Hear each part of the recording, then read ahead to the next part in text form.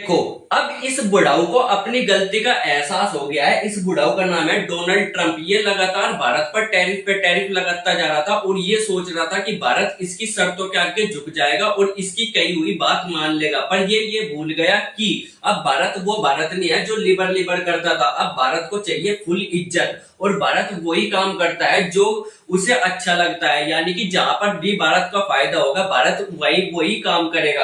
अब किसी की सुनने वाला भारत नहीं है। इसी वजह से अब इसको लग गया, क्योंकि रसिया और चाइना और भारत तीनों के तीनों क्या है, एक साथ आ गए हैं इसके टैरिफ की वजह से।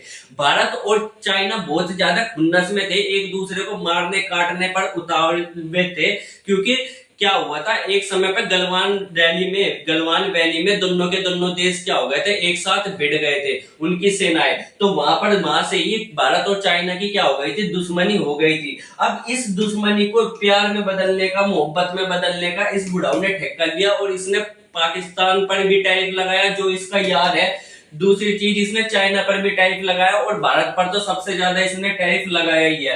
अब इस चीज को देख करके कि चाइना और भारत दोनों पर इसने टैरिफ लगा दिया, तो अब भारत और चाइना एक साथ आकर के इसके टैरिफ का जवाब देने वाले हैं। इसीलिए इसने अब ये बयान दिया है कि लगता है हमने भारत को खो दिया है। ये ऑफिशियली ट्रंप ने एक्सेप्ट किया है कि उसने भारत को खो दिया है। पर ऐसा नहीं है कि अगर भारत पर कोई खो ही जाएगा। देखो, सबसे बड़ी बात यह है, हमारा सबसे बड़ा दुश्मन कौन है, चाइना ही है। और दुश्मन ही होता है। अगर ये अभी भी टैरिफ हटा ले और भारत से माफी मांग ले, भारत से माफी तो खैर ये मांगेगा नहीं, पर अगर ये टैरिफ भी हटा ले तो भी भारत क्या हो सकता है, अमेरिका का दोस्त बन सकता है। पर फिलहाल अगर ये टैरिफ नहीं हटाता तो भारत, रसिया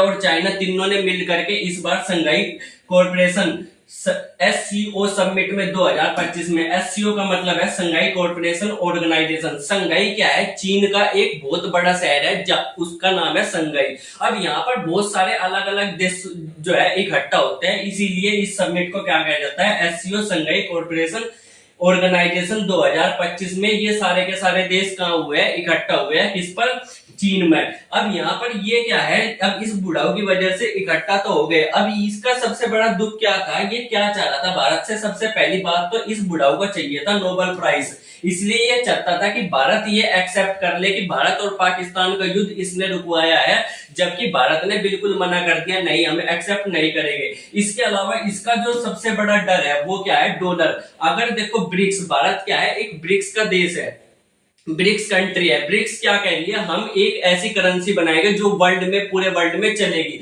जिससे डॉलर क्या हो जाएगा, कम हो जाएगी, डॉलर की वैल्यू कम हो जाएगी, डॉलर पर निर्भर कम हो जाएगी। अभी हमें जितने भी देशों में कहीं भी व्यापार करना हो तो डॉलर पर ही निर्भर रहते हैं। अगर हमें चाइना से कुछ मंगाना है तो डॉलर में मंगाएंगे, अफ्रीका से कुछ मंगाना है तो डॉलर में मंगाएंगे।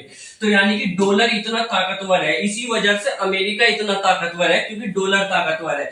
अब ब्रिक्स चाह रहा है कि इस डॉलर को कमजोर करा जाए, इसी वजह से ये बुढ़ाऊ क्या है, ये बुढ़ाऊ क्या है, ये घबराया घूम रहा है, ठीक है। अब यहाँ पर क्या है, दूसरी चीज, अब यहाँ पर इसने देख लिया कि इंडो पैसिफिक रीजन में देखो ये देश आते हैं, जैसे इंडिया हो गया, चाइना हो गया, जापान हो गया, फिलीपींस हो गया, ऑस्ट्रेलिया हो गया, इंडोनेशिया हो गया। ये जो देश है इनको कहते हैं इंडो पैसिफिक रीजन। अब यहाँ पर जो बड़े बड़े देश है, देखो चाइना और इंडिया है, अब यहाँ पर ये दोनों देश क्या है, एक साथ आ गए। यानी कि यहाँ पर जो ये अपना प्रभुत्व बनाना चाहता था, अमेरिका चाहता था कि ये सारे देशों को अपने अंडर कर ले। अब इसकी ये नीति क्या हो गई, विफल हो गई, ये नीति बिल्कुल फेल हो गई। अब इसको दिख गया है। इसी के साथ ग्लोबल साउथ, जो ऊपर के देश है वर्ल्ड मैप में जो ऊपर के देश है ग्लोबल नॉर्थ, और जो नीचे के देश है ग्लोबल साउथ कहलाते हैं, ठीक है। इसमें भी क्या है, भारत और चाइना है ग्लोबल साउथ में, और यहाँ पर भी इसकी नीति क्या है, विफल होना चाहती थी, होने लगी है, क्योंकि ये चाहता था कि ये ग्लोबल साउथ और इंडो पैसिफिक दोनों जगह पर इसका क्या हो, कब्जा हो। पर यहाँ पर अगर भारत और चाइना दोनों एक साथ आ जाएंगे तो यहाँ पर अमेरिका का कहीं भी कब्जा होने वाला नहीं है।